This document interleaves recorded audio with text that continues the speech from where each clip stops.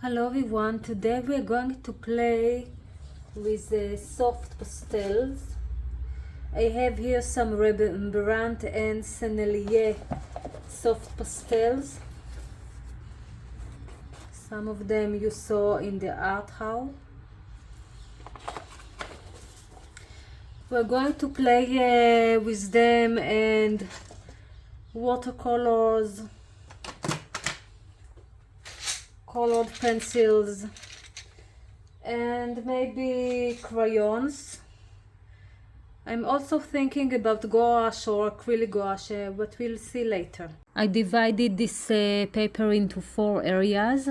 The first one is just landscape with only soft pastels. I made it a simple, very simple landscape, lots of earth tones, a bit of yellows, a bit of mauves, and at the end you can see that there are quite many colors, and the difference between the two mountains was too strong, so I decided to add some more water. I wanted at first everything to be transparent so we can see the pigment separation, but at the end I couldn't resist and added more and more layers. We'll see it later. And then now you see I wet it. It's really fun to wet soft pastels, but you have to be careful near other colors like this kind of cerulean or indigo of the sky when it's bordered with the mountain. But yeah, it was quite fun and very beautiful, and I couldn't stop. It's so fun to walk like that with soft pastels.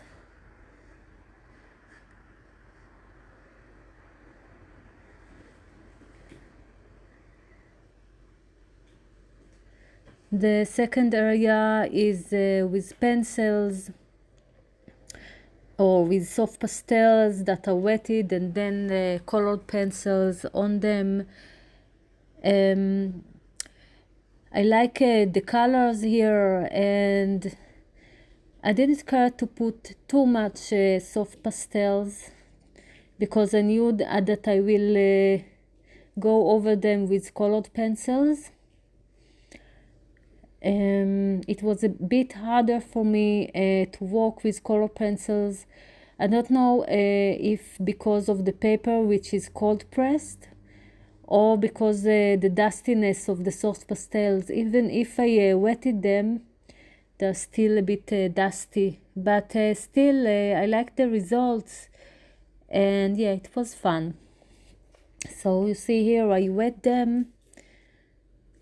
By the way, if you hear some noise in the background, Putski, my small cat, is playing with her something. I don't know what exactly, and it creates some noise, so I'm sorry.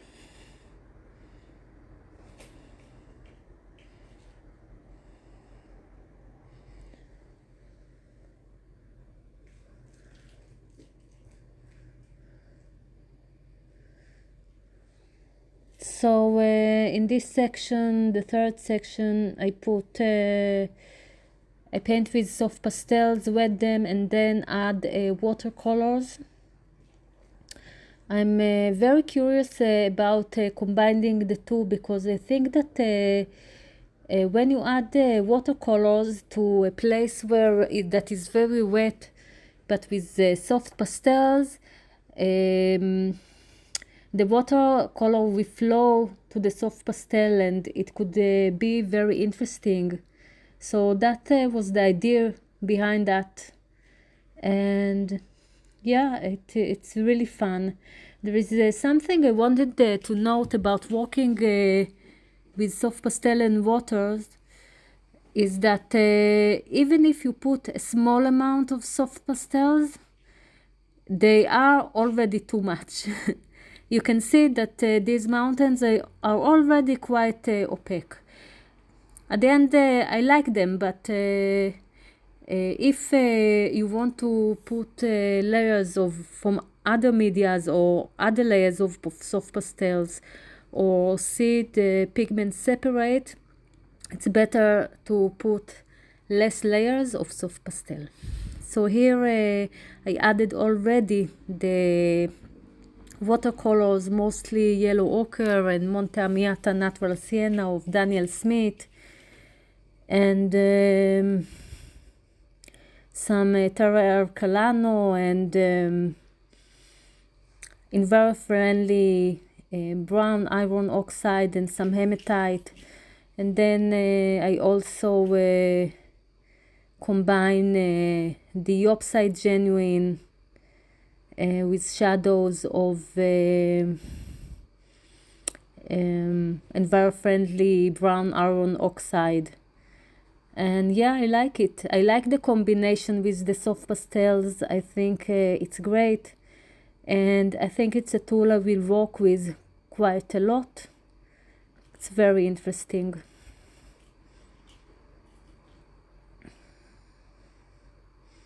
I think that the texture, when you combine soft pastels and watercolors, is different, and it makes the painting more interesting. You can see in the trees in the background, I worked with cobalt turquoise and other colors, and you can see the granulation of the cobalt teal, not cobalt teal, cobalt turquoise was flowing with the soft pastels of the mountains, and it was quite an interesting effect. So I think it's something that I want to explore more. It's very interesting for me.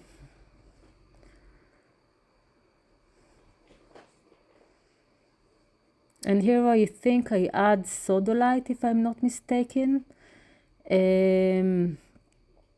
to the sky and to the faraway mountain. And yeah, I really like this combination.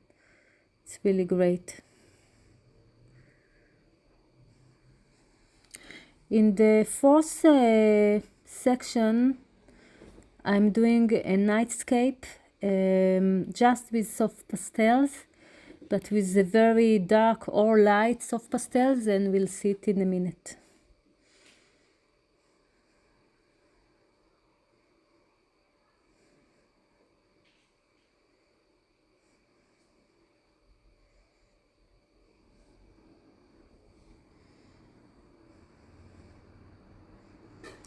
So you can see I add some kind of Prussian blue, and later I add the iridescent black, but I put too much of the iridescent black in the middle of the page, and you will see the effect it creates later.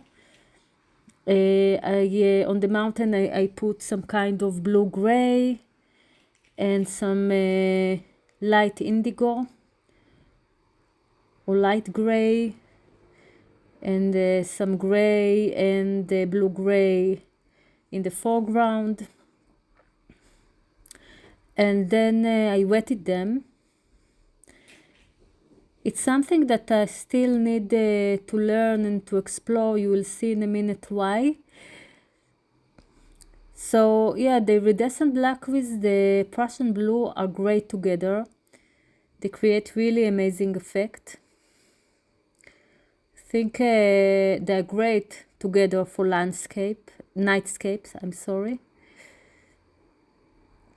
You can see how opaque and black and iridescent they are together. With the mountain, you will see in a minute, they were too dark because I put the iridescent black under them. So later on I will make them lighter.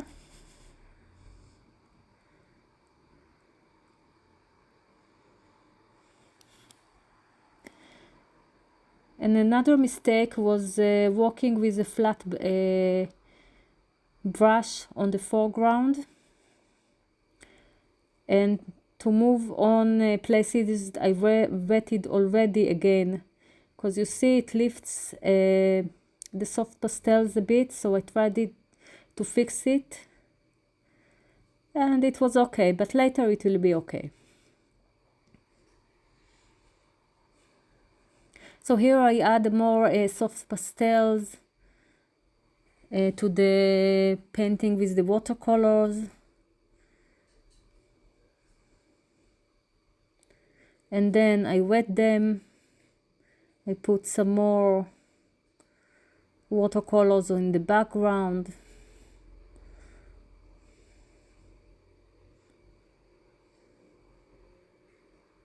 And I wet the soft pastels. And I like the texture they create in the foreground, the green in the foreground. It's really great.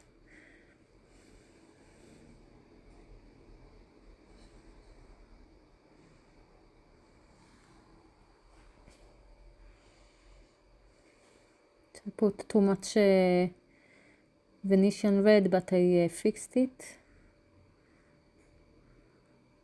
One of the nice things of working with soft pastels and watercolors together is that you can fix things with the soft pastels. So it's really nice. So here on the upper left corner, I work with pencils, colored pencils, to create the fields that are in front of the mountains. I was working in the fields in the south of my country when I was young, age of 14, 15 till the age of 23. And it's very nostalgic. It's very nostalgic for me to paint fields.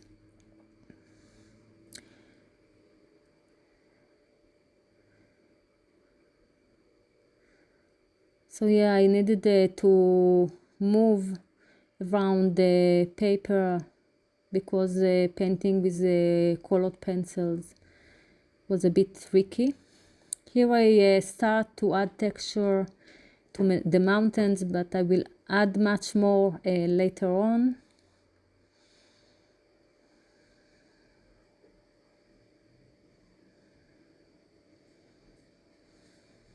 I think it was with the Payne's Gray, but later I changed that to other colors, maybe to sepia, if I remember correctly, and other colors.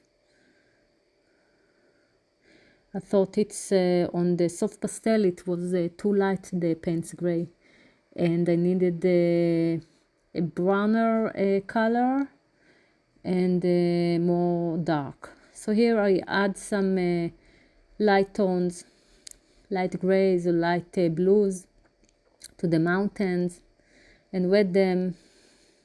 And it will be a process. It won't be on the first time. I will do that a few times. And I did many mistakes here. I didn't wait for it to dry enough. But it was okay at the end.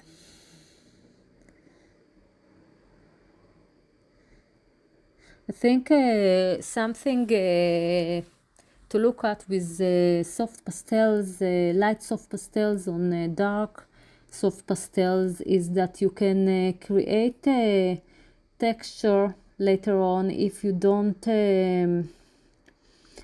wet them, if you leave them like that, and then it creates something really interesting.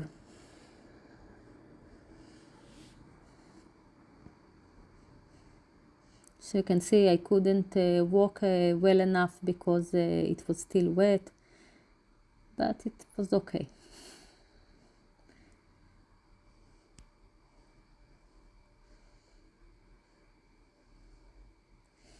And yet I didn't wait enough. Yeah, but it was okay at the end.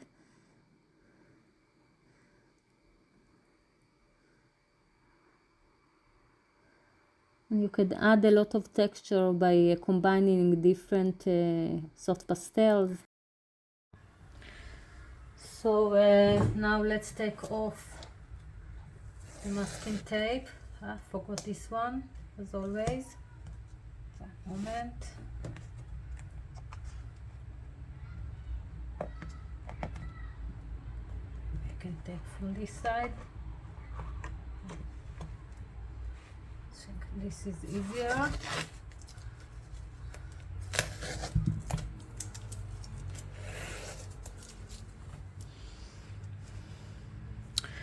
So we can see that the landscape with just these pastels went quite well. Of course it's a sketch, but I love it. I love the black silver of Sennelier, really beautiful grays and everything.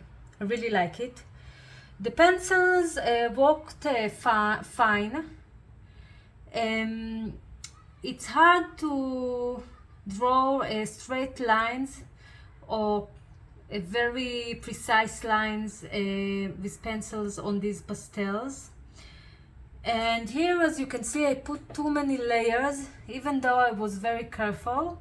These are just the pastels because I wanted things to be a bit transparent, so we'll see the separations and the colors, but I couldn't resist and put more and more layers.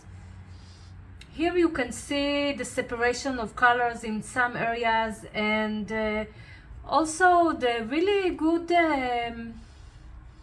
combination with watercolors. The blend with the pastels very well. I think it could be great to play with it more. I think it's a good a way for me to work with soft pastels. So overall I'm pleased. I still have to work on it, but yeah, I'm really pleased. So I hope you enjoyed this video. Have a wonderful time and happy painting. Bye.